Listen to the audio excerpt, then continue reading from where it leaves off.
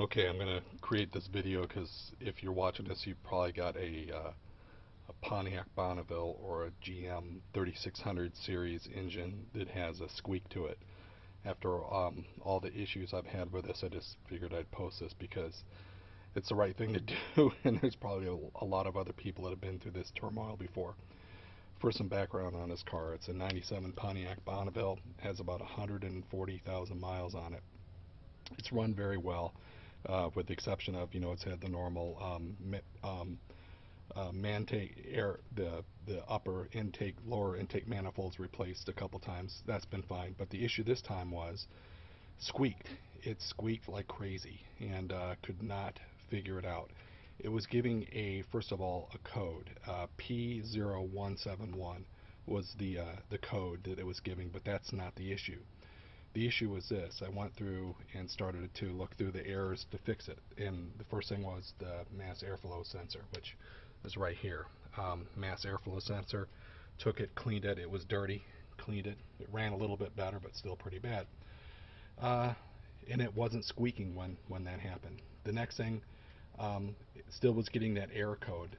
Low P0171 is like low fuel mixture, I believe, on left, but it's not about the code, it's about the squeak here. The next thing I did was because of the code, I replaced the map sensor, the manifold pressure sensor here, and it was open. I could tell in the front. There's online, you can see that it was open. But part of that inside this, and I'm not going to open this, was the PVC valve, and the PVC valve. I did not replace it when I replaced the the map sensor. Well, anyway, so I cleaned the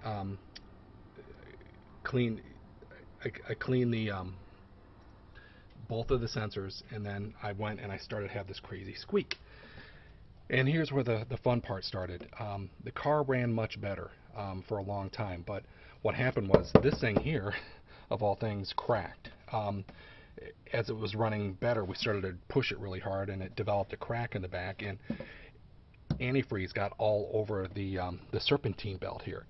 And I thought, well, the reason it's squeaking and it began to squeak incredibly was because there's antifreeze on the pulley, and the alternator was bad, perhaps because the alternator has never been I think it's been replaced once, and it's pretty bad. It was pretty bad squeaking. So I spent, you can tell from this, I bought new.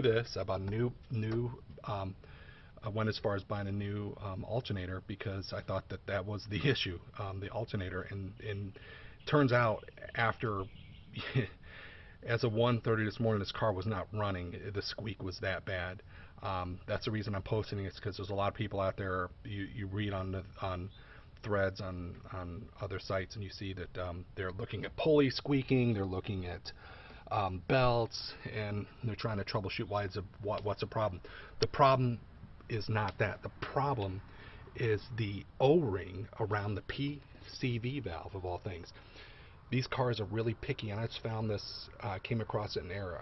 I found this on another site that talked about the PCV valve, the O-ring being very instrumental in keeping the manifold pressure correct. And what I did to troubleshoot it was, with the squeak, it was squeaking terribly.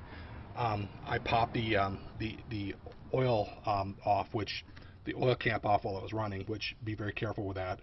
It died, and they said that's an indicator that that the PCV valve is bad. So voila, I went to can't remember where I got this from. I'll just look. I think it's Track Auto. I got that from PVC valve replacement kit, and the parts you see here, I've got the PCV valve in there, so I'm not going to show you all of it, but it comes with an O-ring, it comes with the PVC valve and the spring, and the important part is this part here that's now wore off. This is the old PVC valve, PCV valve, sorry, and notice this is a gasket. That's where this whole thing hinges upon.